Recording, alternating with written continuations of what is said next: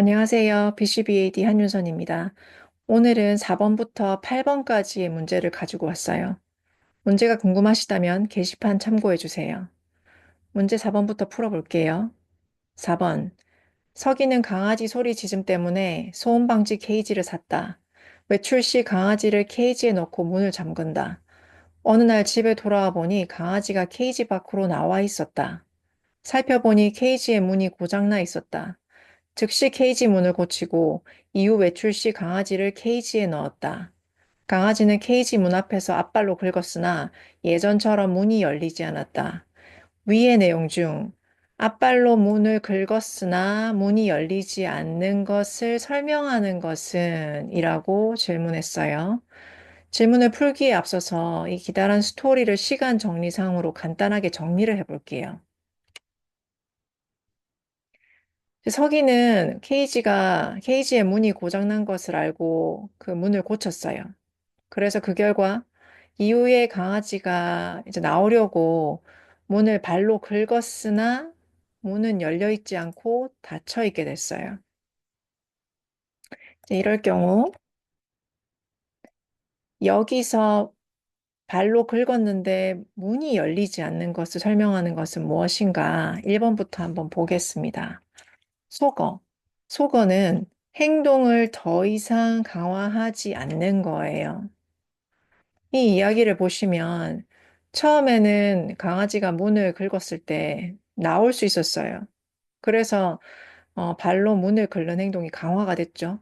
그러나 케이지를 고치고 난 이후부터는 강아지가 아무리 앞발로 문을 긁어도 문이 열리지 않았어요. 즉, 강화제가 더 이상 제공되지 않는 거죠. 따라서 4번의 답은 1번인 것을 알 수 있습니다. 2번 반응 차단. 반응 차단은 행동 발생 자체를 막는 거예요. 그러니까 여기서 강아지가 앞발로 긁었는데, 앞발로 긁는 행동 자체를 하지 못하도록 서기가 어떤 조치를 취했나요? 그런 내용 전혀 없습니다. 따라서 2번은 답이 될 수 없어요. 3번, 벌. 벌이 되려고 하면 어떤 행동 뒤에 후속 결과가 뒤따르고 그 행동이 줄어들었다라는 내용이 나와야 돼요. 그러나 강아지는 앞발로 문을 긁었으나 문이 열리지 않는 것을 설명하는 것은이라고 질문을 했어요. 여기서 강아지는 특정한 사건 이후로 긁는 행동을 덜 하게 되었다. 이런 내용은 없습니다. 따라서 벌이 될 수는 없어요.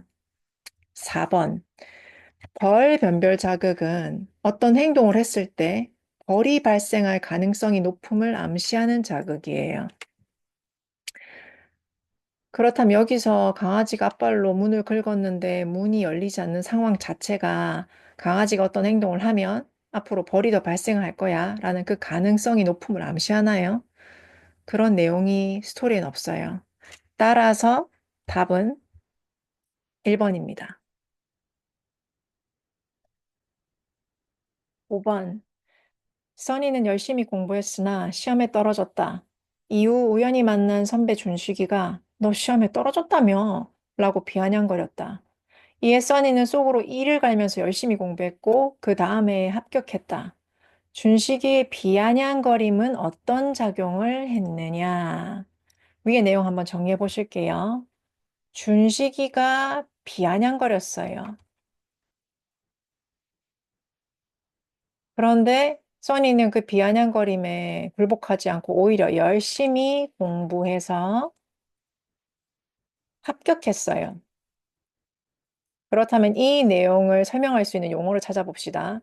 1번, 유발효과. 유발효과라고 하면 생각나는 단어 있으세요? 있어야 됩니다. 동기조작. 혹시 기억나세요? 동기조작 중에서도 동기 설정 조작이 떠오르셔야 돼요. 동기 설정 조작에서 특정한 환경이나 어떤 변수가 행동을 유발하고 강화제의 가치를 향상시킨다고 했어요. 여기서 말하는 유발 효과는 특정한 행동이 일어나는 것을 의미하겠죠. 그럼 준시기의 비아냥거림은 특정한 행동을 일으켰나요? 네, 일으켰어요. 어떤 행동을 일으켰죠? 바로 써니가 열심히 공부하는 행동을 유발했습니다. 그래서 답은 1번이에요. 2번, 해지 효과. 해지 효과라고 하면 약간 갸우뚱하셔야 돼요. 이상하다. 난 제지 효과는 아는데 왜 해지 효과라고 이야기하지? 네, 제가 일부러 단어를 좀 헷갈리게 바꿔서 썼어요. 정확한 표현은 제지 효과고 2번은 답이 될 수 없습니다. 그리고 3번, 변별 자극이에요. 준 시기의 비아냥거림이 내가 이런 행동을 하면 강화제를 받겠구나라는 것을 암시하는 자극인가요? 그렇지 않죠.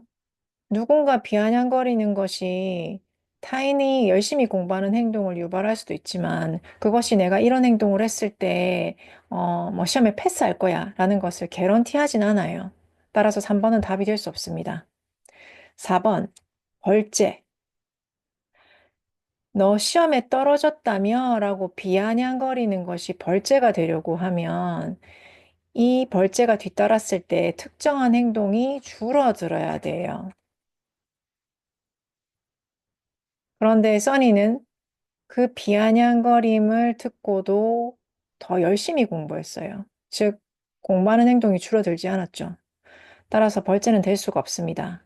답은 1번이에요. 문제 6번. 써니는 밤에 운전을 하고 있었다.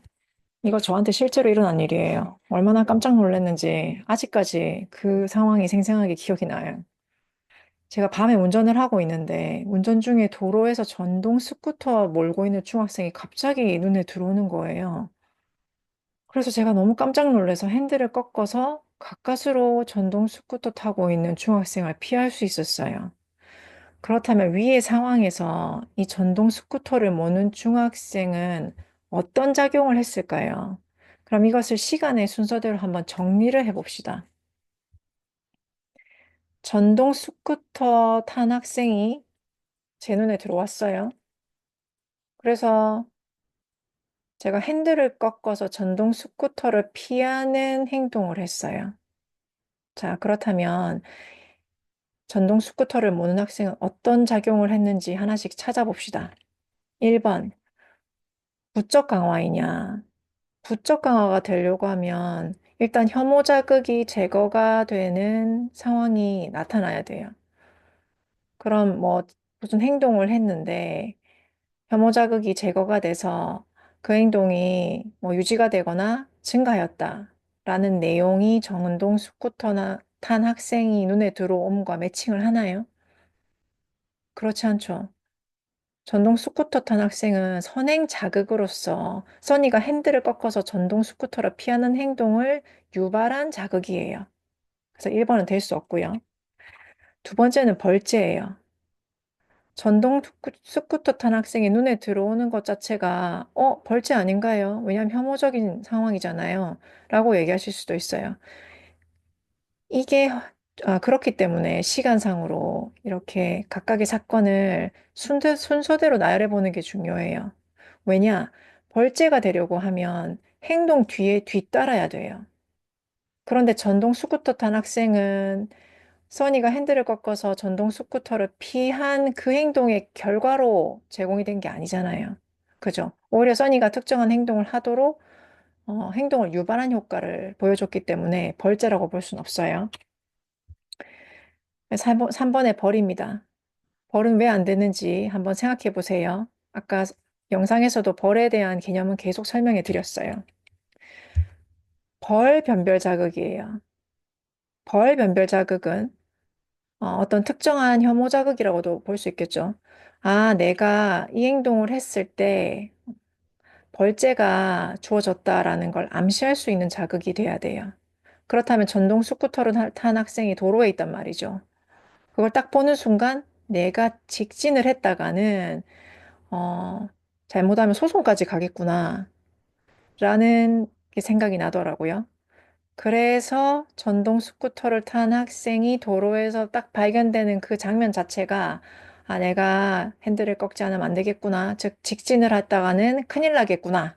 라는 것을 암시하는 자극이라고 볼 수 있습니다. 그래서 답은 4번입니다. 문제 7번. 써니는 자려고 누웠다. 시계 바늘 소리가 째각거리는 소리가 크게 들렸고 잠이 오질 않았다. 결국 뒤척이다가 시계를 끄고 잠들었다. 여기서 시계 바늘 소리는 무엇인가? 그럼 이 내용을 또 시간상으로 한번 정리를 해볼게요.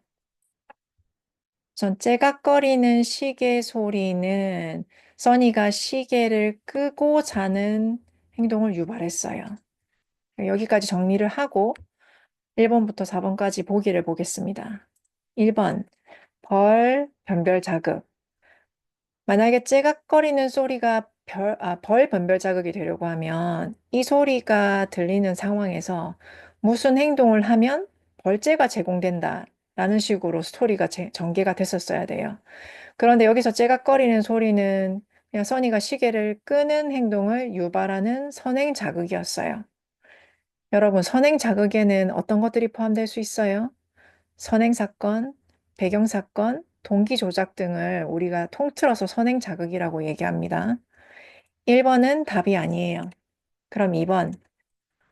벌제는 일단 특정한 행동 뒤따라서 행동을 빈도수나 지속 시간을 줄이는 그러한 파워를 가지고 있죠.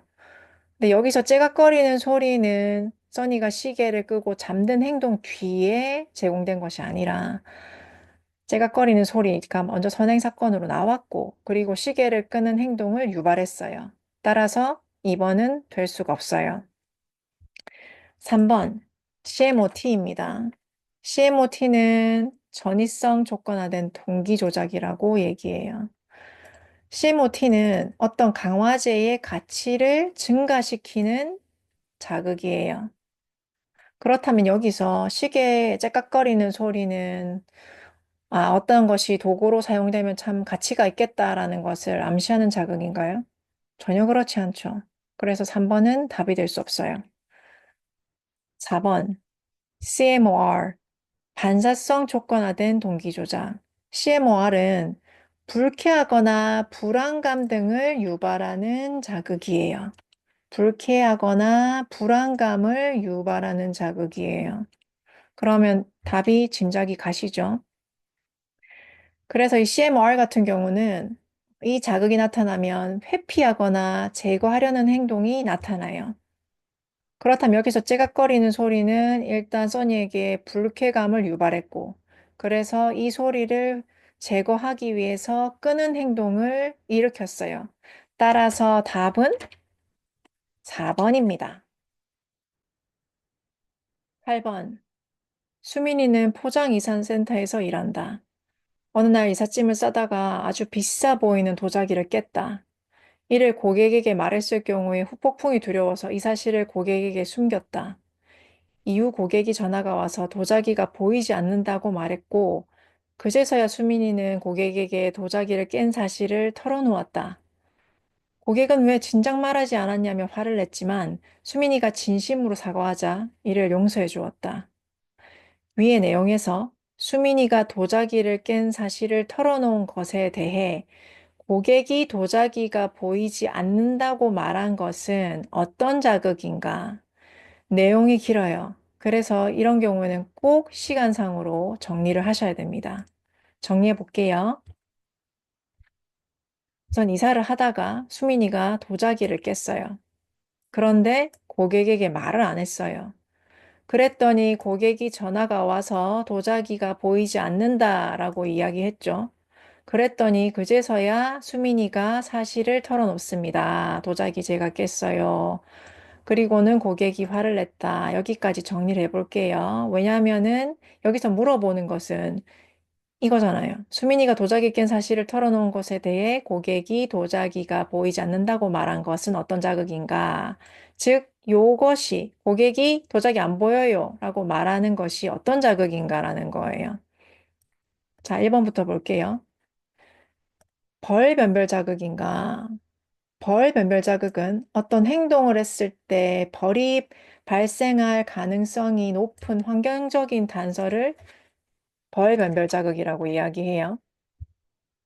그렇다면 고객이 도자기 안 보이는데요 라고 말하는 것이 뭐 써니가 무슨 행동을 했을 때 벌이 발생할 거다라는 것을 암시하는 자극인가요? 그렇진 않죠. 그냥 불편한 자극이에요.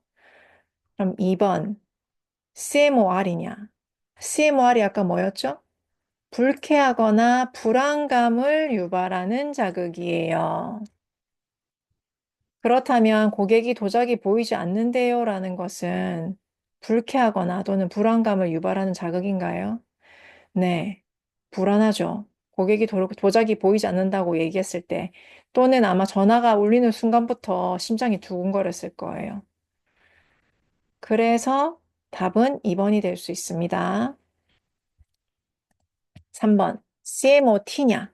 CMOT는 이 CMOT가 있을 때 어떤 특정한 강화제가 필요하고 그 강화제가 있을 때 가치를 증가시켜요. 그런데 여기서 도자기가 보이지 않는다는 그 고객의 말이 어떤 도구의 가치를 증가시키는 건 아니잖아요. 그래서 CMOT는 될 수 없습니다. 4번 벌제. 벌제는 행동 뒤에 따라와야 돼요. 일단 그게 기본적인 공식이에요. 하지만 고객이 도자기 보이지 않는다고 말한 것은 사실을 털어놓은 이 행동을 유발한 선행 사건이에요. 따라서 행동 앞에 있으므로 벌제가 될 수는 없습니다. 그래서 답은 2번입니다.